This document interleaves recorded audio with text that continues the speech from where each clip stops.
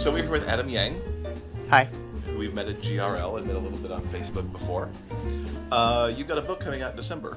Yes. So tell us a little bit about that. The book is called Red Envelope, and it's coming out through MLR Press.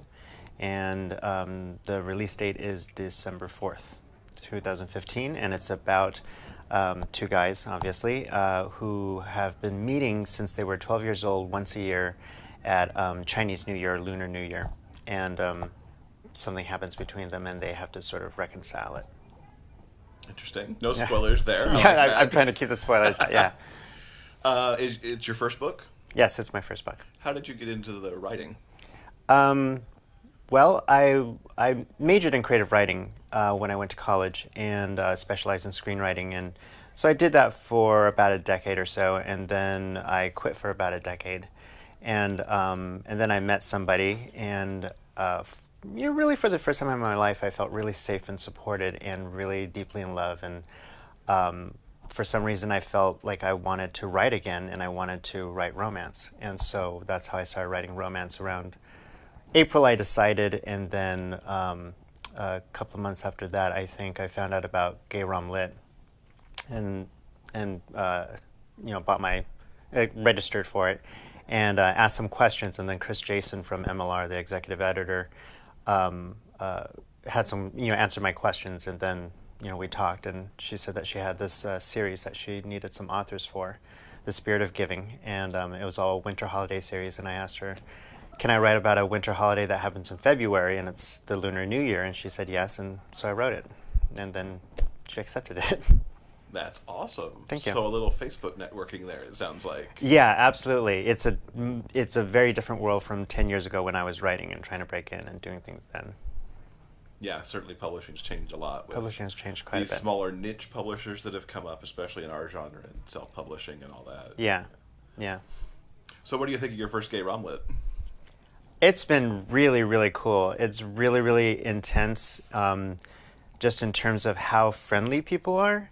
Because I worked in the comic book industry before this, and people just sort of, I don't know if it's mostly like a male sort of thing where it's just, they're just more standoffish, and there's the same introversion shyness here, but it seems like after that hump is crossed, like everybody just wants to hug you and touch you and say hi and like, oh my gosh, and so it's been incredible having this experience even before my books come out. People have been asking for my autographs, so I feel like I'm preparing for what's to come. So it's been a really wonderful experience. Planning to go to Kansas City next year? I'm not sure. It's a little farther out than here since I live in California, so it might prove to be an obstacle. I'm thinking I may have in my budget for either the Romantic Times convention in Vegas that I can drive to, or then there's Kansas City. But given the amount of enthusiasm I've experienced here, it's kind of hard to not want to go. There's also the Northwest meetup in Seattle, which is usually September. Right. I think I read on Facebook, Ethan Day had just gone there, I think, for the first time or something. And so I have friends up there that I could stay with, and that would make it more feasible to sort of travel in that direction as well. What's coming up for you next? I have another submission for MLR for another series. And I don't want to name the series just yet because I don't know if it'll be accepted. Sure. So, but I have something in the works there. I talked with a couple of publishers here, and so I'm going to be preparing some submissions for them as well, dealing with vampires and cowboys and many other sordid things. Vampires and cowboys together?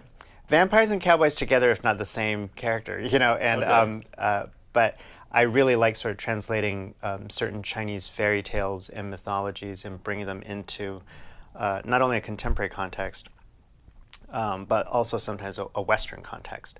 So I have some ideas for how I might bring vampires and cowboys into the Old West to deal with, the racism during that time, when there were, Chinese coolies, and how it was like for them in the Wild West, in America, and to have like vampires as well, which is sort of like, this European thing that came in. So you have these metaphors for not just sex and power and, but also for colonialism. So I'm trying to bring those aspects into the romance. That's cool. Thank you. That's very cool. Yeah.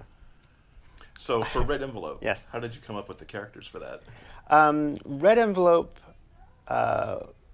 because my partner is Caucasian, is a story about an Asian man and a Caucasian man, and I was really intrigued by this Chinese story called "The Weaver and the Cow," "The Weaver Girl and the Cowherd," and it's one of like the three sort of like myths of China, and it's this sort of star-crossed romance, and they're not allowed to see each other, and it's told through the stars. So the star Altair and Vega are separated by the Milky Way, and so once a year on the 7th day of July, which the Japanese have the same festival called Tanabata, where you write your wish and then you write it on a piece of paper and you tie it on a tree, and then the wind blows your wish away, and it's usually like a lovers kind of a festival. But for the Chinese, the lovers are separated by this silver river, and they are allowed to meet once a year on the 7th over a bridge of magpies. And so Clint is named after Clint Eastwood, and it's explained in the story, but so he's the cowherd. And Weaver is named after the Weaver Girl. So Clint and Weaver are the names of the characters, and that's where I got it. And Clint's cousin is Maggie, which is named after the magpie. So and the magpie is a symbol of marriage and fidelity and love in Chinese culture. So there's these sort of characters playing their roles in a different mythological context. I love that. That's very cool. Thank you. And then the last question for you is, where do we find you online? You find me at adamyang.com, and it'll direct you to my Facebook author page. Awesome. Yeah. All right. Yeah. Well, thanks for being with us. Thank you very much for having me here.